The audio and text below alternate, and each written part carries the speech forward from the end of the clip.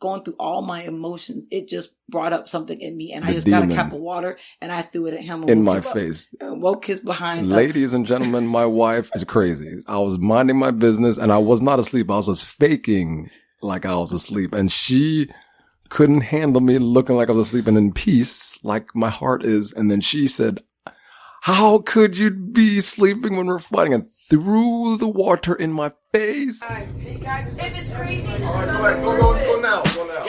Wait. Get in there! Oh my God! Hey guys, welcome to the Family Mess. I'm Noah. And have a nice day. Good God! I love the Family Mess. Oh! Oh my God! You got Ian. You got Ian. He didn't know what to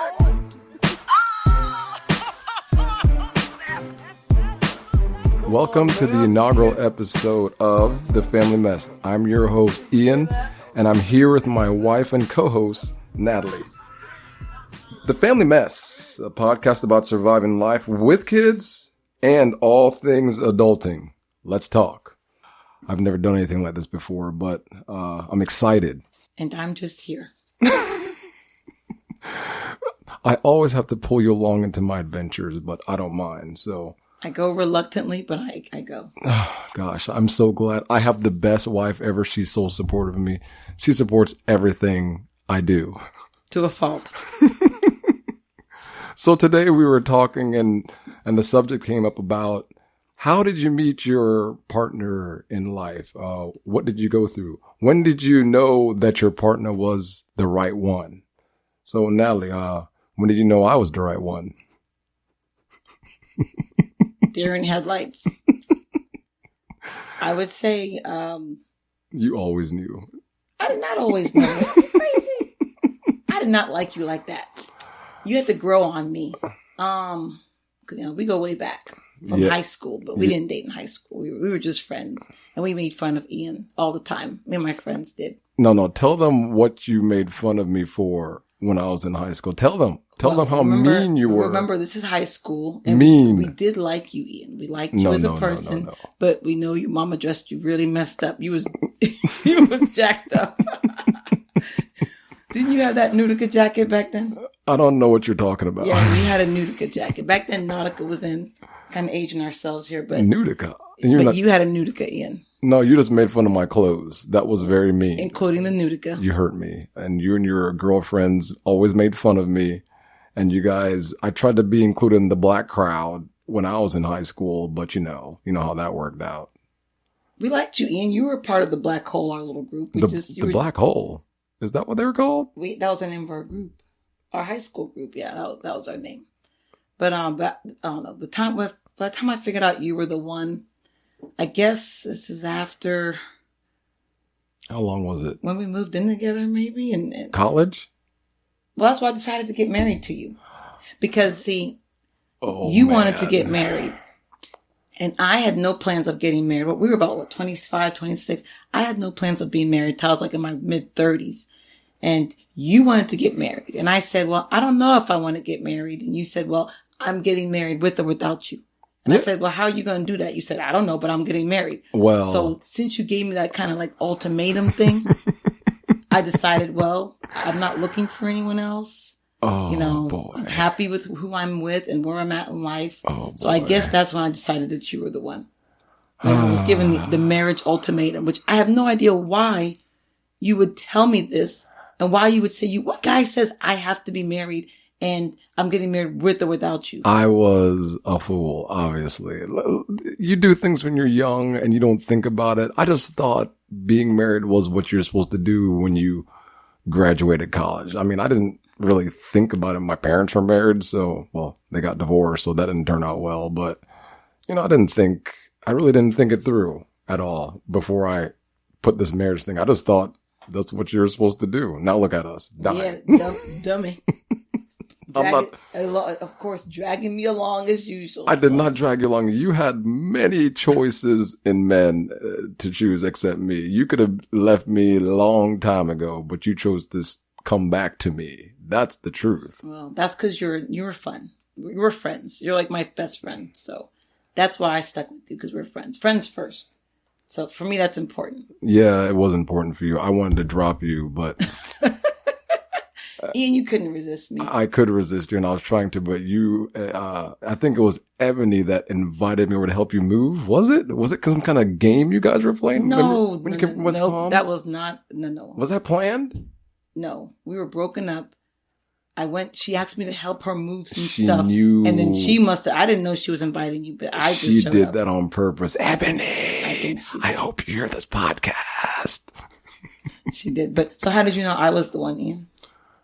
I don't know. I mean, I didn't really trust a lot of the women in general at the time, and you were the only one I could really trust. Because there was that one girl that I wanted to hook up with that I sold my card to, and I gave her my title because I thought I was going to get some, and that didn't turn out well. Oh man, I tried so bad, and I'm like, I am not a player at all. It didn't work out well, but I think in general, I trusted you a lot, and you had a very, clean heart and a very good spirit. So for me, that was a big deal, and, in college, you do meet a lot of people, but sometimes you just don't really know people. I mean, you could date them, but you really don't know who they are until you actually live with them and for a long extended time, and I was with you for a long time. And even though your pain, We break up every summer. How? we did break up every summer. My God. Oh my God. I we think that broke was up. 2 or 3 summers we would break up my every heart. summer.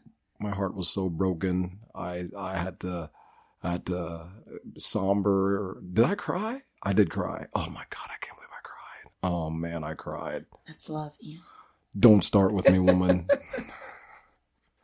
But at the end of the day, when I started looking at it, I realized you were a very good woman. And I did love you. And I was like, I did talk about it with God for a little bit, but even getting ready to marry you, I still wasn't 100% sure. I'm not sure if people are 100% sure when they get married, if that's the person they're married to. Because if you are, that you must really are sure of yourself 100%. Because I think most people try to kind of talk themselves into marriage or their partners, even though they see flaws. They may say, well, I can deal with this, and then they move forward with the marriage. Even with us, if I were to go back now, I don't know if I would marry you again. Thinking about all the stuff we went through a lot. We're still going through a lot of drama and stuff, but I mean, we've grown. Well, I would say a few years ago, I would have said I shouldn't have married you, but I'm at a point now where I would say, I'm glad that I married you because you're a good person and you're kind. So I would say the same about you too. I mean, I'm trying to change that. You didn't say that a minute ago. No. I mean, what I said a minute ago was true. A while ago was true, but now, I mean, times are still tough. But I don't want to be married to anybody else because who's going to put up with my crap? True.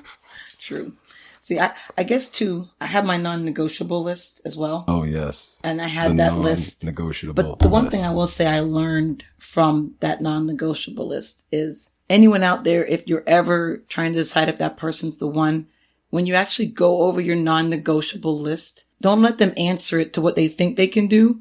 You have to answer it honestly to what they have shown themselves to be, who they've shown themselves to be and what they will do. Because I had my non-negotiable list, and on it was romance.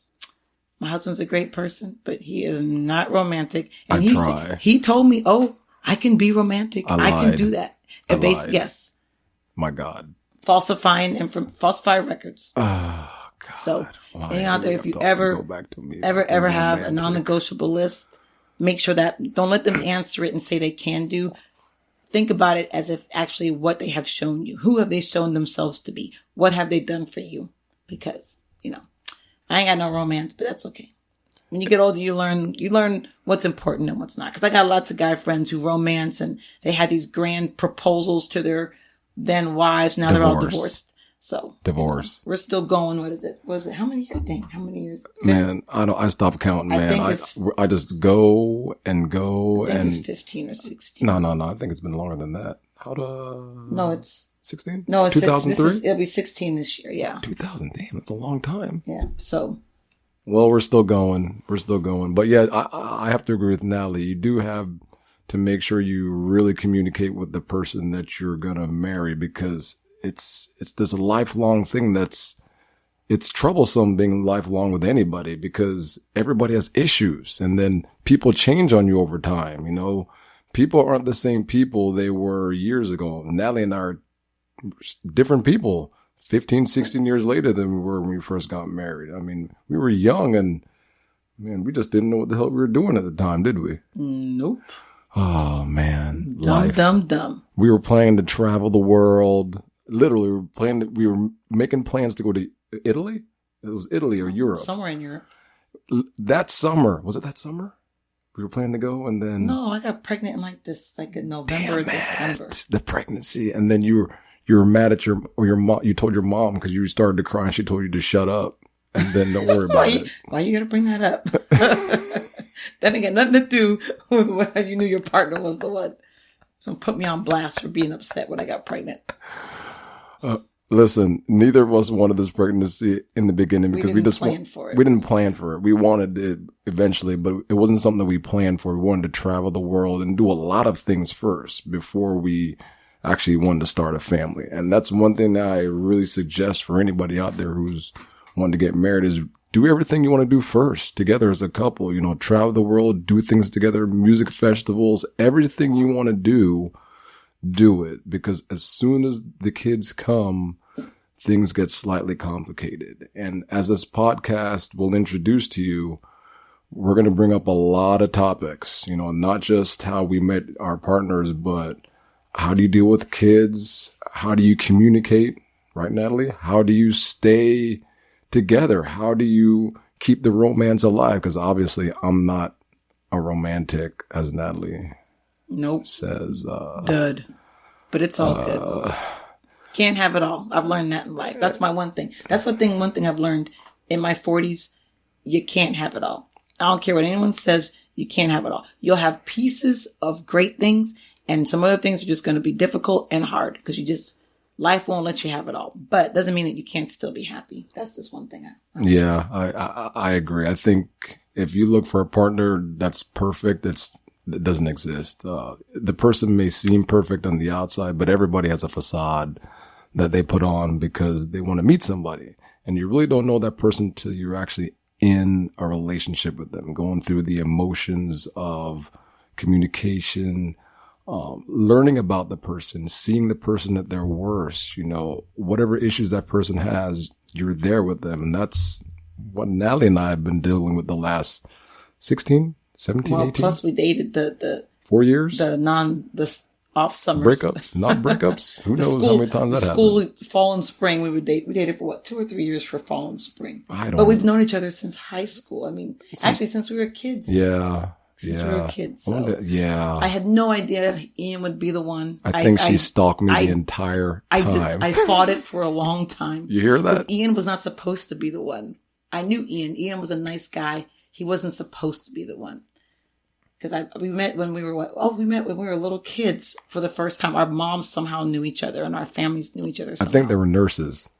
But we met when we were kids, and then years later in high school, I saw him and I said, "I remember you." And he looked at me like, "I don't know who you are. Leave me alone." I did not want to talk to her. I wanted to mind my own business, and I'm like, "I don't know you," and I totally tried to avoid her. And then she signed up for a class to be with me. That's how that.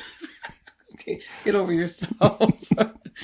We happened to end up in the same class, so we became friends. So, you know, but I had and that's one of the things about too, with finding quote unquote, the one is you may meet someone and totally initially that person is not what you wanted, not what you were thinking about, not your Mr. Right or Mrs. Right or whatever.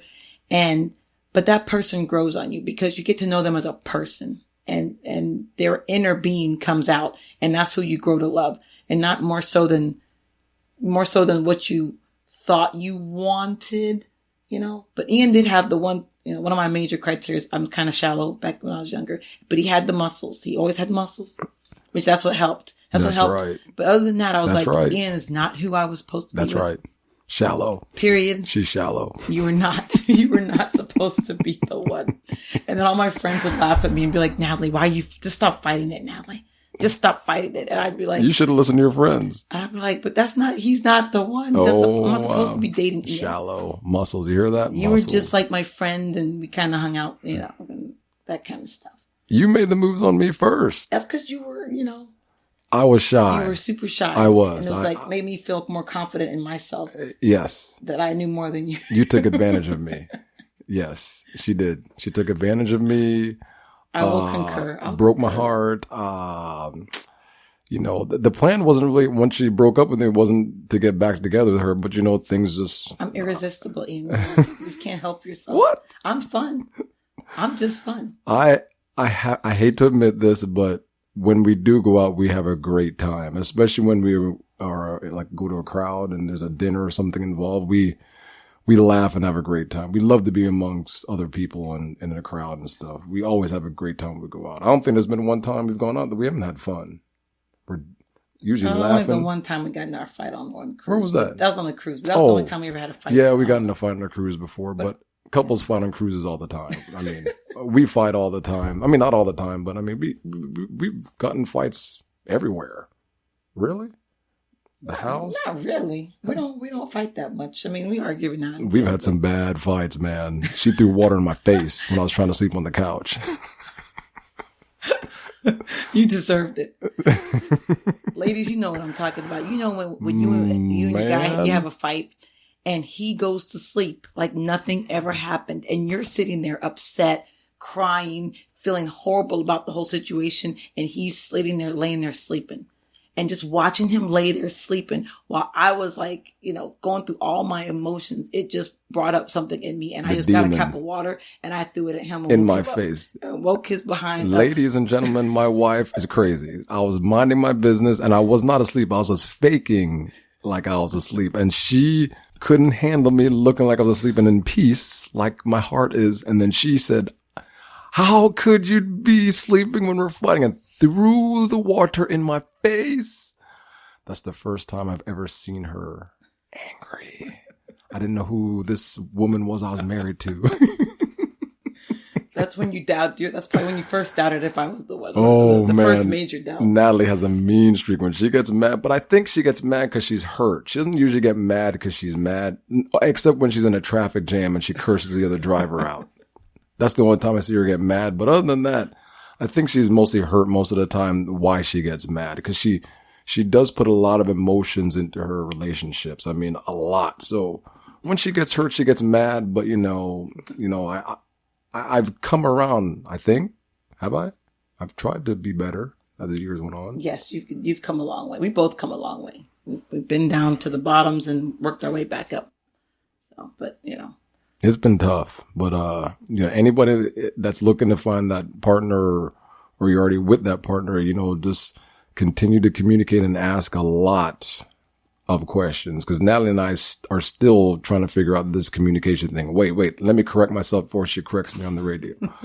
I'm trying to work on my communication because I'm not very good. Most men in general, I know, aren't very good communicators in their relationships. So I've really tried to work on it. And, I tell her when I don't like something she's doing, or I try to encourage her, or, if she's yelling too much, I tell her to shut up. But I'm not trying to be mean to her. I'm trying to figure out how to communicate with her. That's what I'm really trying to do. Would you agree? Yes, you're working on it. Yeah. Yeah, me talking to you is not an argument. No. Once you get to that point, we're almost there. Because you always think every time I talk about something, it's an argument, but it's not. It's her tone. It's her tone. That's a topic for a whole nother show. It is a topic for a whole, communication. This is not the topic of our show today. It's communication.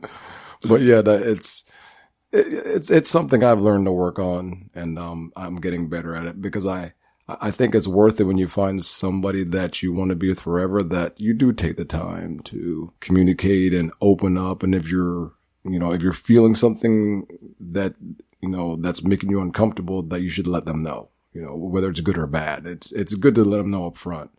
And I think I've been trying to do that more as we get older, because the thing is, once these kids leave the house, I got to look at her face all day. So, that's just the way it is, and I think most couples out there are in the same boat as us, is, the kids take up our time right now, and a ton of time is spent doing activities with them. But once they leave the house, which our kids are going to leave, what, 6, 7 years from now, later?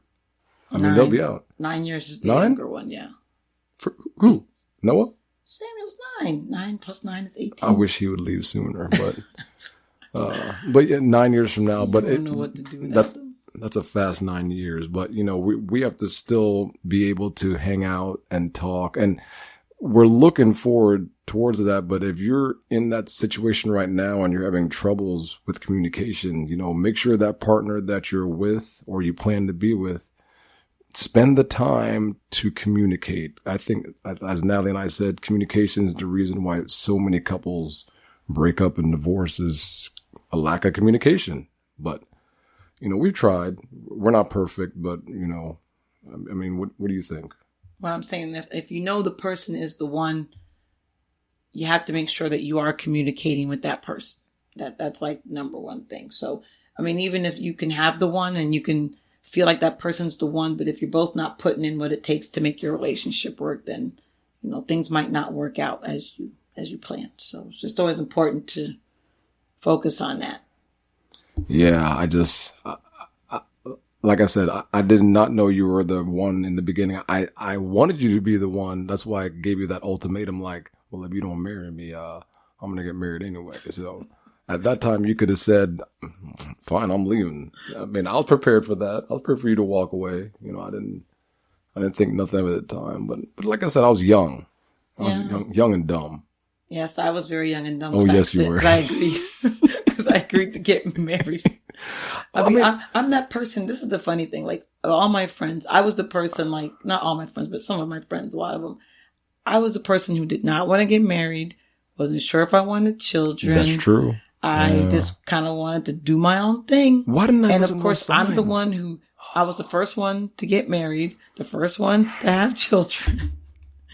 And the many of them who did want that ended up not getting those things till later on in their 30s, which is, I find that kind of interesting. I wonder if that's good or bad. Well, I guess it's part of when you think you found the one, that you put aside the things that you may have thought you wanted because that person is that important to you. Yeah. So, I wanted my doorman with my BMW. Oh my God. And to live in New York City. That was my dream for years and years and years. And then my punk ass came along. There Yes. you go. Yes. And so that dream went away. Oh, God. And that was okay. That's the thing. It was okay because you were that person that was special to me. It was okay that dream went away. I didn't feel like I was missing anything by. I feel bad now that pursuing you gave up your dream for me, because I think you need to get those dreams back and still pursue them.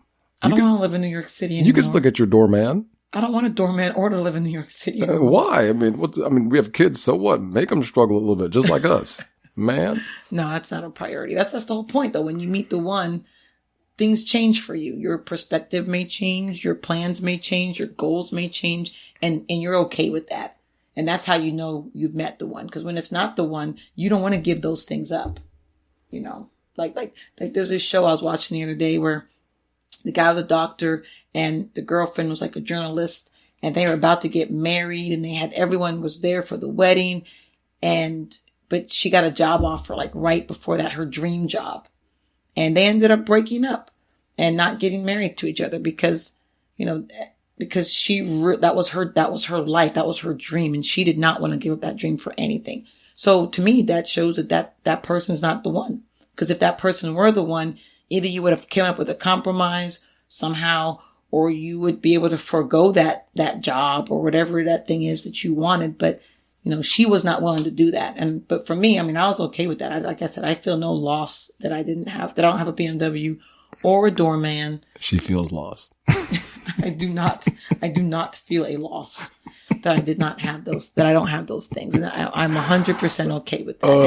And man. For me, my life has turned out in a good way. I've done a lot of growing. I thought I was a perfect wife and, a perfect girlfriend before that. And now I realize that I do have flaws, and I've had to grow and learn about those flaws. And that's some of the topics we'll be talking about too with the show as time goes on, is, just both people in a relationship, both of us contributing, and not just And a lot of times we want to say, oh, one person's doing something and I'm not doing anything. But both people always play a role in every relationship. So. Yeah, I agree. I think both people make the relationship stronger if they're willing to put the time to make it work. It took me years to realize that, but man, yeah, because you're checked out quite a few times. Yes, but you're lucky. I stuck with you because you're my person. I wanted to check out a bunch of times. That's it. For the men out there, I have a separate podcast on men issues. Yeah, y'all got lots to talk about. I will not bring that up on the main family mess issue, but I'll have a separate podcast for what do you say, Men's Monday, something like that, something like that. I don't know, but it'll be a podcast just for men and men's issues because men, we have a lot of issues to work out, a lot. And I'll be the first to admit I still have issues even today, but I'm trying to change and be a better person. I'm not trying to stay on the same path of where I was when I was younger. So I'm trying to be more mature about my decisions. Can't go to bed. You know? This tube makes me. Yes, the mess. A child has just entered the room while we're recording Samuel, the show. why aren't you going to bed, dude? It's Thing's making me not go to bed. Go put paper towel on it. Okay. It's 11:30. You didn't even close the door? Of course, the night of our inaugural show, my normal great sleeper cannot sleep. We're not going to edit this out. This stays in the show. This shows everybody what we're dealing with as a couple. This is part of the family mess. Yeah, the mess. The record button stays on the entire time and it doesn't go off. So this is what it is. We have a little bedroom that we're recording in, and then that's it. So, but we just wanted to introduce ourselves real quick, what the podcast was about, and we have a lot more episodes to come. So I'm really glad you guys had an opportunity to join us today. If you want to follow the podcast, you can follow us on Spreaker, Spotify, Apple iTunes, iHeartRadio, Google Podcast, and Castbox. Just type in the Family Mess Podcast. We'll try to put up an episode once a week or once every 2 weeks. Don't count on it because I have to do all the editing and producing for the podcast, but we're going to try to put it up once a week if possible. So stay tuned. Please follow, and thanks everybody. Hey guys, Take care. Bye. Have a nice day. I love the family mess. Oh my